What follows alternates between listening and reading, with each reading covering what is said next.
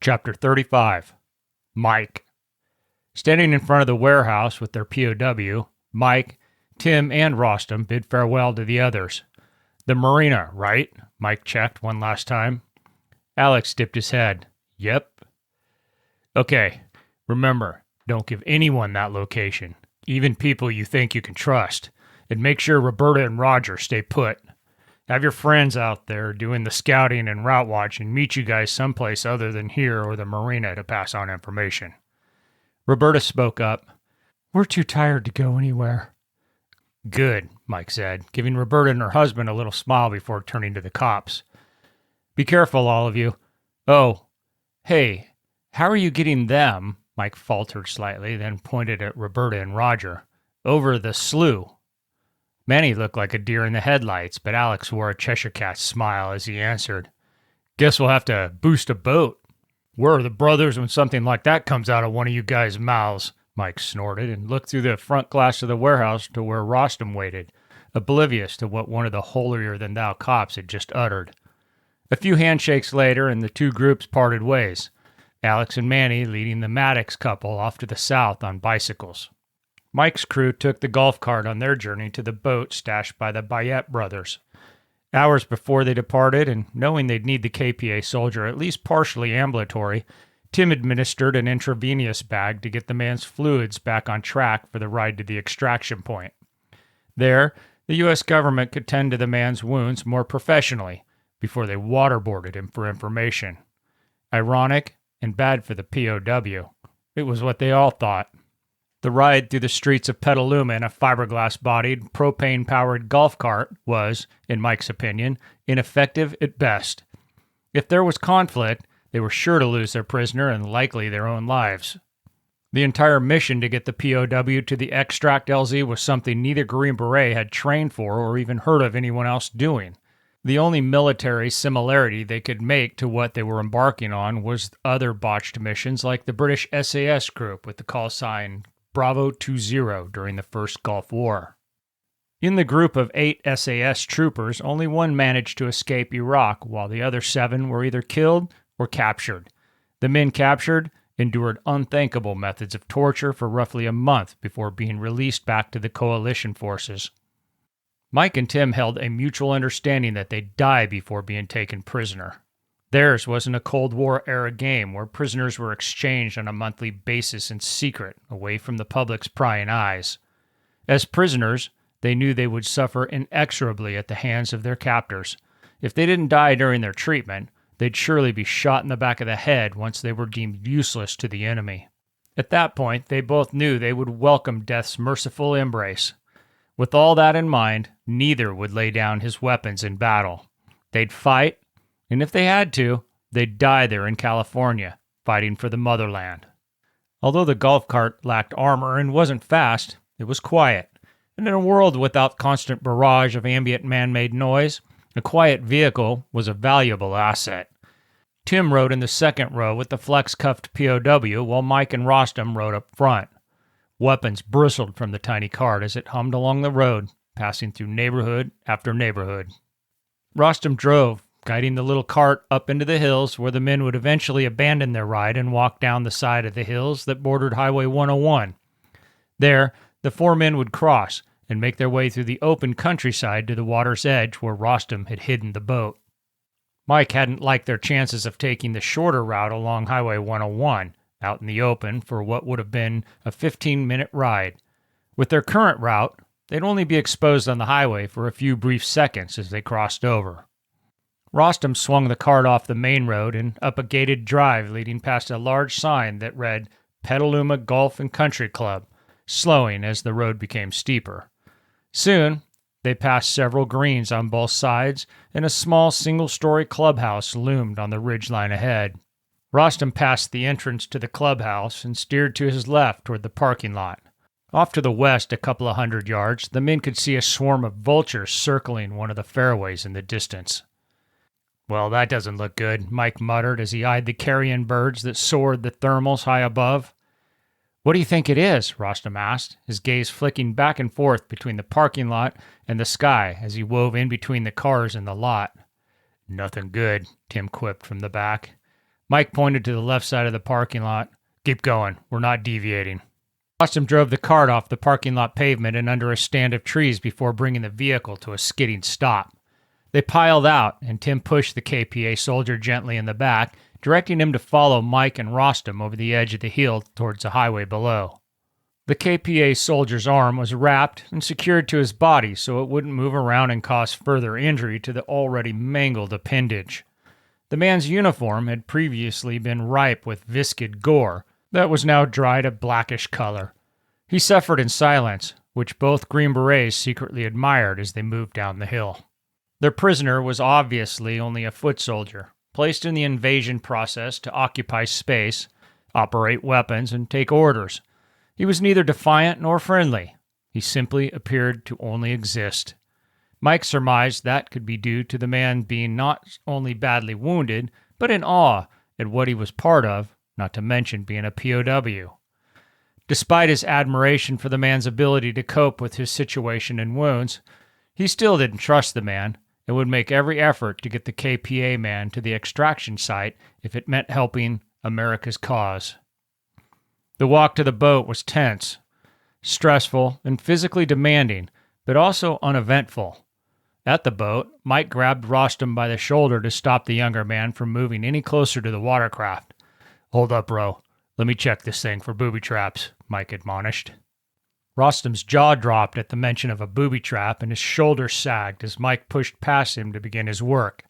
He probably hadn't even considered that someone would find the boat, much less set a trap to kill them all. Mike did a quick 360-degree visual inspection of the boat's hull and interior before going hands-on to check for wires or explosives. 5 minutes later, Mike waved to everyone aboard.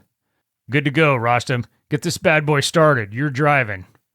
Rostam didn't move at first, still shaken not by the fact he'd not thought of the boat being tampered with, but at just how dirty war was.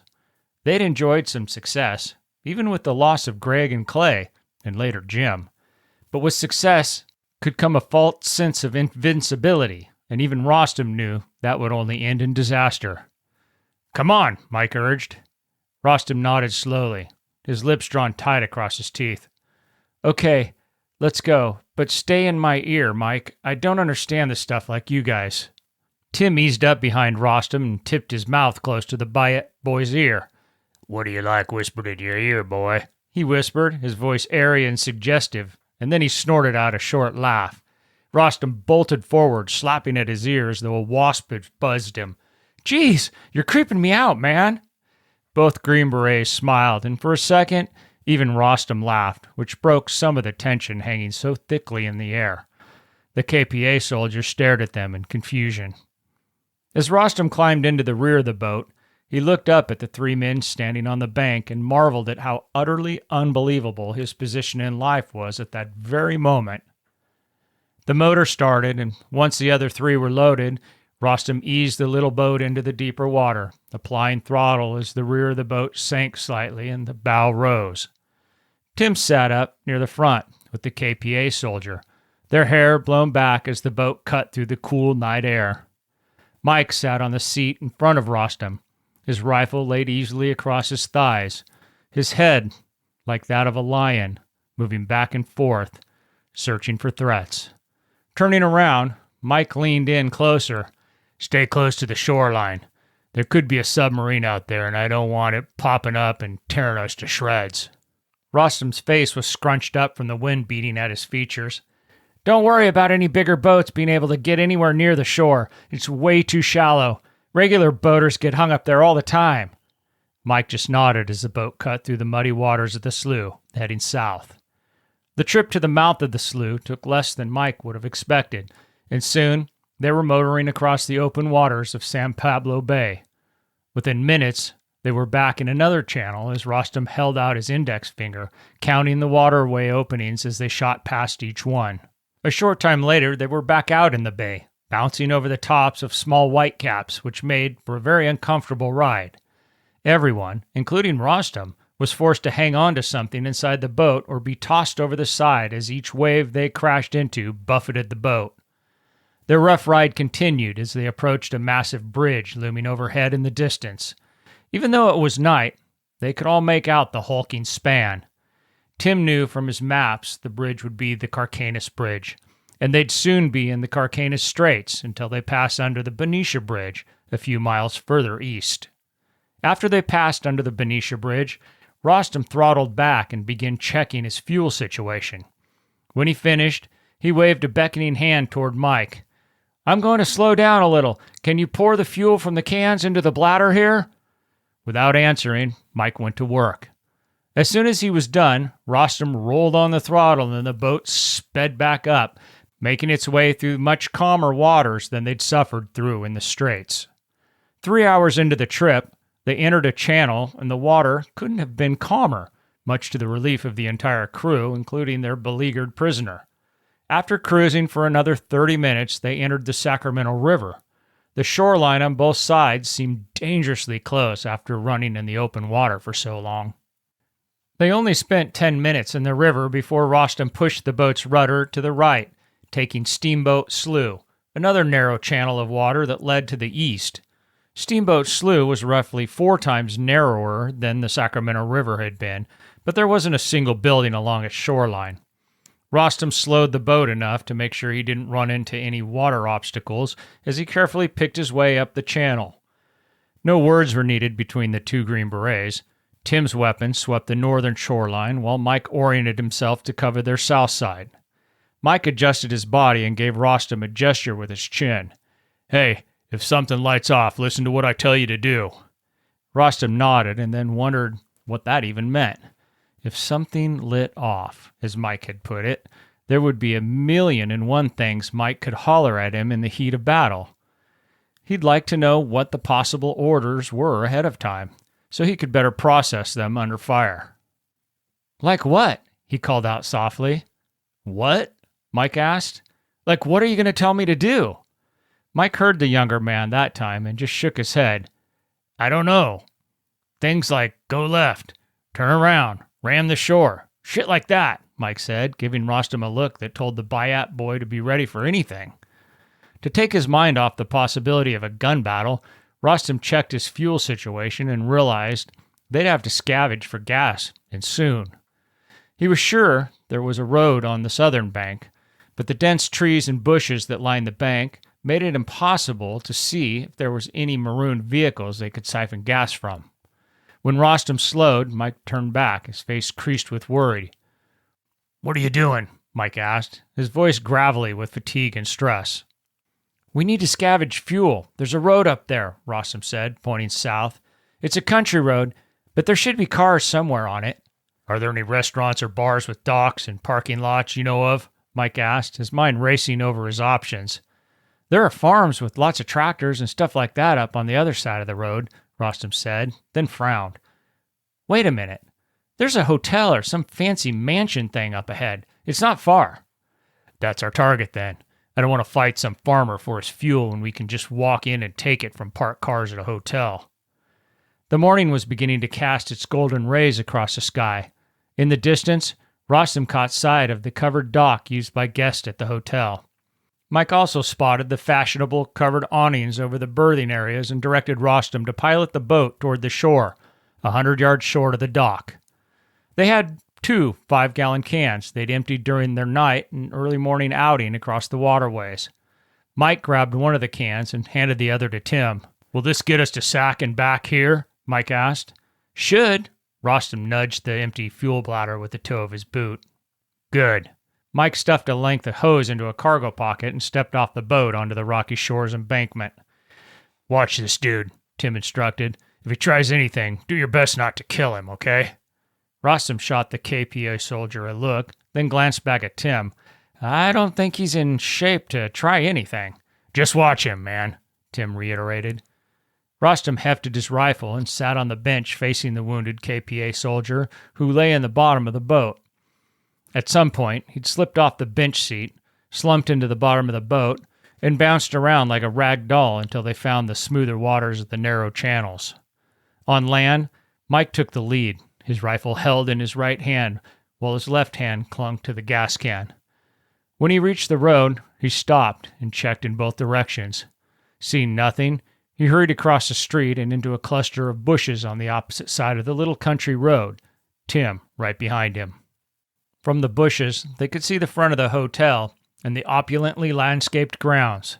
Even though the grounds hadn't been tended to in 2 weeks, it was apparent even to the untrained eye that the property was unique. The building itself was a magnificent structure with a large 3-column entrance area in front of the valet station. Directly in front of the hotel and across the valet pad was a lavishly built water fountain the size of a small swimming pool.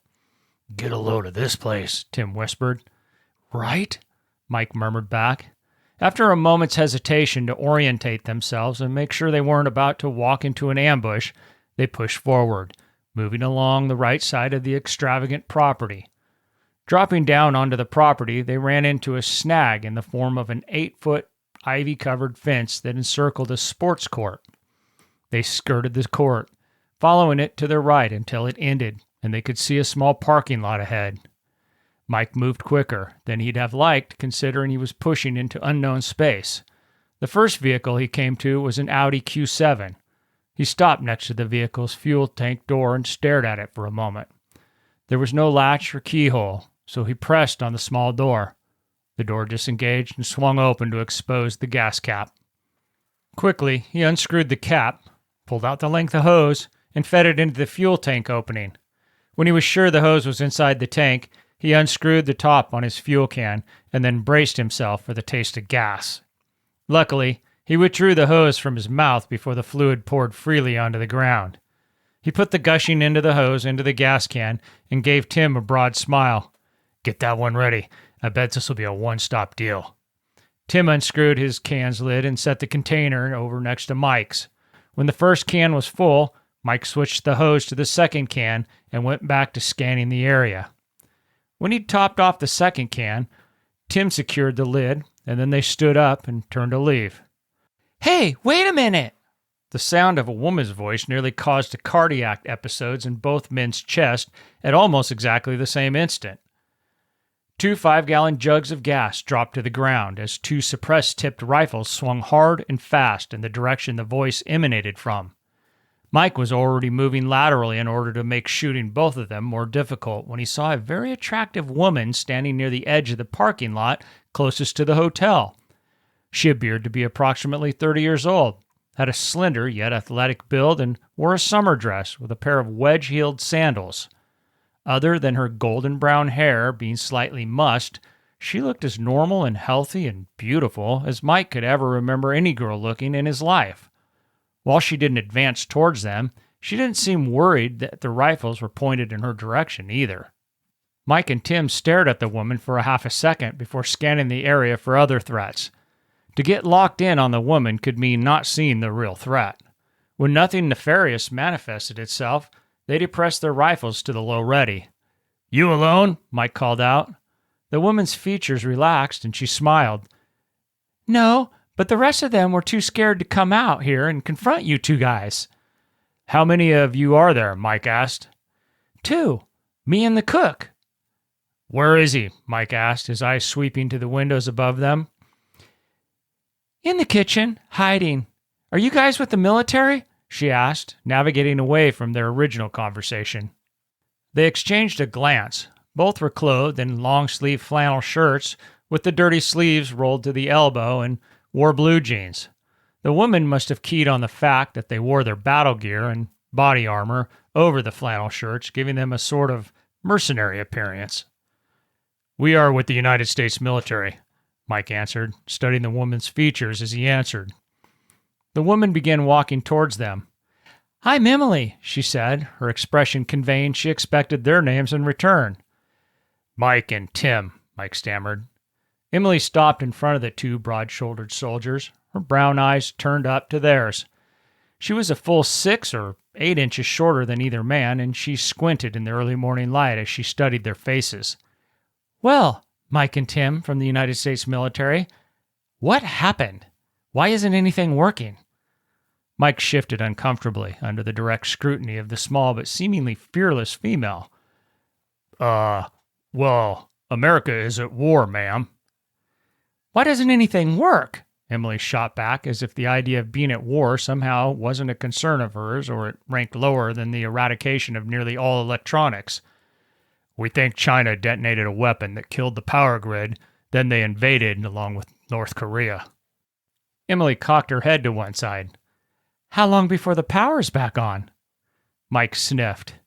Emily, this isn't going away anytime soon, and like I said, we're at war. People are dying. There are North Korean troops controlling the highways up and down the state. Emily seemed to ponder that for a moment before speaking. What is everyone in the cities doing? Dying, Tim said, speaking up for the first time. Emily nodded thoughtfully. I suppose they would be.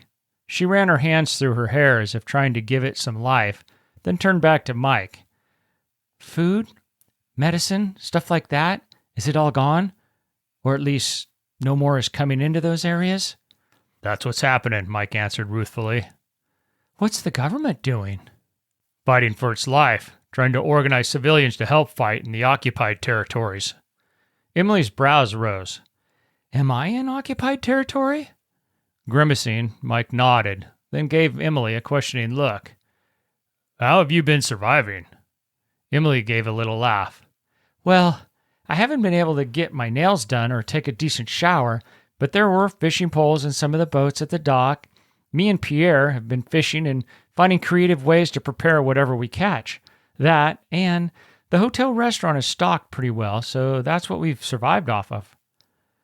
Were there other people here when the power went out? Mike asked, confused as to why those two were the only ones left at the hotel. There were lots of people. After a few days, they all sort of left, went walking home.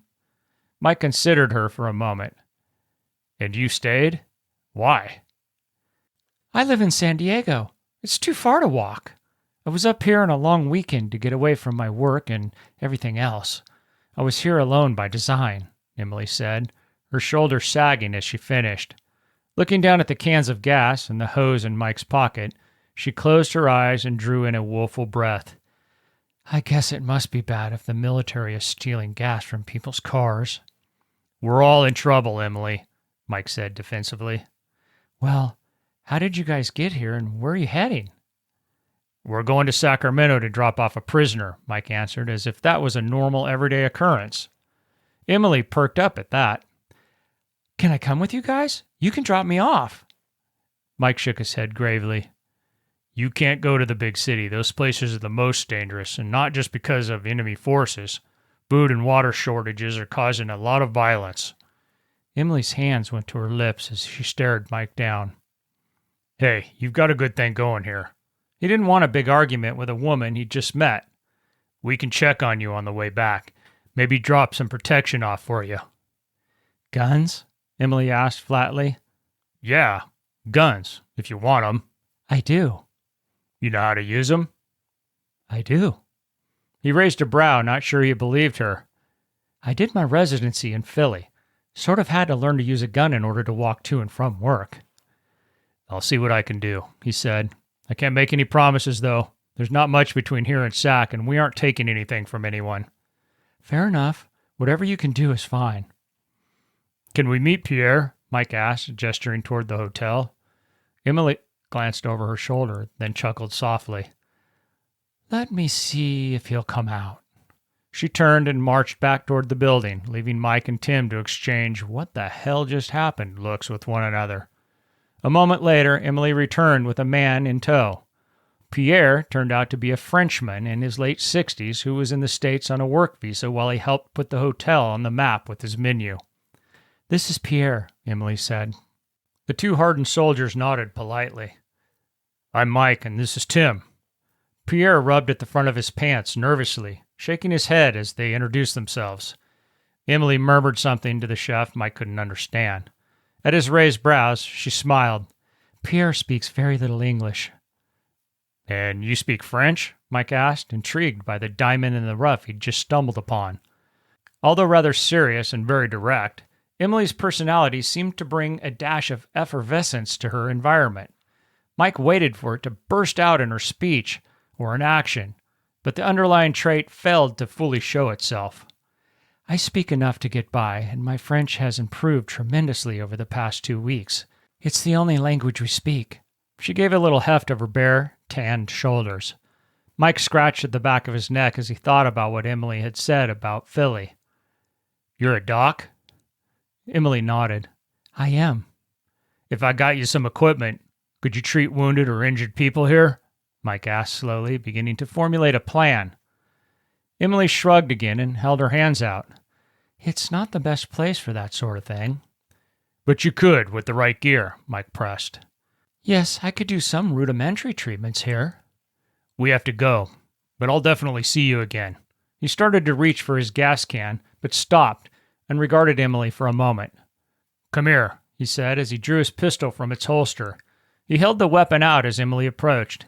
He made sure he could move to safety if she began waving the gun around like a lunatic, but she did nothing of the sort. She took the weapon and dropped the magazine out of the well, then locked the slide to the rear, ejecting the live round. Good enough, Mike said, pleased. Hang on to that until I get back. Use it if you have to. Don't worry about the police getting their shorts in a wad if you shoot somebody. There are no more police, and I'm betting anyone you shoot will have it coming. Got any extra magazines? Emily asked, looking the Glock pistol over. Mike laughed softly to himself, withdrew the 5 extra magazines he carried, and handed them over to Dr. Emily. See you soon, Doc. As he turned to leave, he paused. Hey, Doc, what size do you wear? She shot him a quizzical look. Why? I'm betting you have 3 or 4 of those pretty dresses and no real clothes for getting dirty in. Am I right? Her face twisted into a wry smile. You'd be right, Mike from the United States military. She gave her shoe, pants, and top sizes while Mike wrote down the information. Stuffing the notepad back in his shirt pocket, he nodded thoughtfully. We'll see if we can remedy that on our return trip. Just let me know what it costs you, Emily said with a shy smirk.